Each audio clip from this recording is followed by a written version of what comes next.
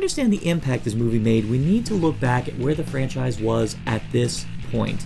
After Die Another Day was rightly panned and lambasted, the people at Eon finally decided that after the increasingly chilly reception Bond was getting in its past few entries, not to mention the state of the world at that particular time, Bond needed a makeover. Now, one thing you need to remember around this time was that the term reboot was not a common thing. The only reboot that had any traction at the time was Batman Begins, so there wasn't exactly a trend to justify the moniker. And, well, we only called them remakes, and the definition wasn't exactly accurate in this case. Not to mention, seeing as there was never a legitimate screen adaptation of Casino Royale, I thought we said we'd never speak of such things.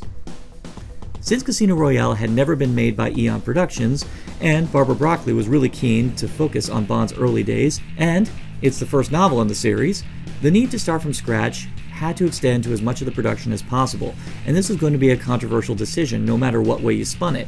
The first major backlash it received was the unceremonious dismissal of Pierce Brosnan. Despite the declining quality of the films, Brosnan was still consistently loved in the role, and many felt he deserved a chance to go out on a high note. Unfortunately, if you were going to tackle the early days of 007, you had to turn the clock back in more ways than one. What people weren't expecting was who would be stepping into Bond's shoes. When Daniel Craig got cast, people went mad for the stupidest reason: he was blonde! Seriously, what do you guys have against casting blondes? Never mind that Daniel Craig had firmly established himself as an actor in such amazing films as Munich and Road to Perdition. He was blonde, and apparently that was damnation in the eyes of many superficial cynics. It also didn't help that many people were questioning this film's integrity as a reboot, seeing as Judi Dench was back to play M, thus playing hell with whatever continuity the movies were trying to sustain. So, the stakes were high, and this was a gamble in more ways than one. Did it pay off? Oh yeah! A smart move was bringing Martin Campbell back to direct, considering it was his confident and assured direction that made GoldenEye a vital comeback for the franchise. Though it had been 10 years since he directed that film, he has not lost that sleek, stylish sensibility that made Bond work. Like On Her Majesty's Secret Service before it, Casino Royale was yet another no-perfect adaptation of the source novel. Only this one updated the story and added new aspects to it that made it relevant. It even focuses on the state of the world post 9/11 and how there are people in this world that actually profit from acts of terrorism, which makes for a brilliant springboard for what we would soon discover was Spectre. In the original novel, Le Chiffre was a slovenly gambling addict working for the Russians, but this time, he was a sophisticated, calculating bankroller who would invest terrorist funds and commit acts of terrorism to sway the markets in his favor.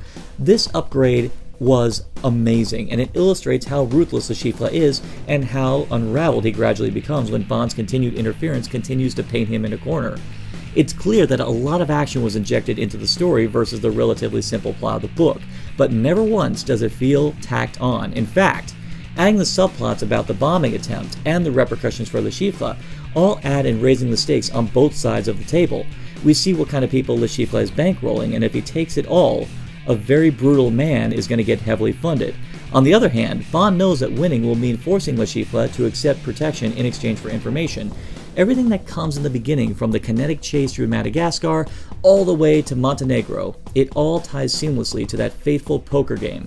Now, let's talk about that game.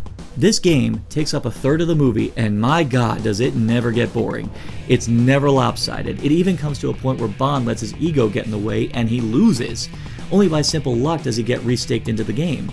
Meanwhile, additional elements get thrown in to reinforce the reason why this game is happening. A stairway brawl with Le Chiffre's clients, a near-fatal poisoning, and yet, the real action is at that table. And the camera work, the editing, it keeps the shots tight so we catch every nervous bead of sweat, and the chips fall in more ways than one. It's also no mistake that I rate this one as highly as I regard On Her Majesty's Secret Service, and that's by a very narrow margin, largely because this one is showing Bond at a time we've never seen him. At this point in his career, he's brash, impulsive, and even naive. As we see in the beginning, he's a gifted agent and he believes in the cause, and you see him fight tooth and nail to accomplish the mission, even at the cost of his own body. The one thing he doesn't count on is that he would have reason to want to walk away from that life. And the writers deserve to be praised on this one. Even though we know Bond never walks away from the life, to find out that his staying came at the cost of him losing his ability to trust someone on an intimate level, that adds a level of tragedy to Bond that we never knew. And it's a shame that this movie didn't get made before On Her Majesty's Secret Service, because then Bond's marriage to Tracy would have actually been more momentous, because we would have known what a big deal this was for Bond.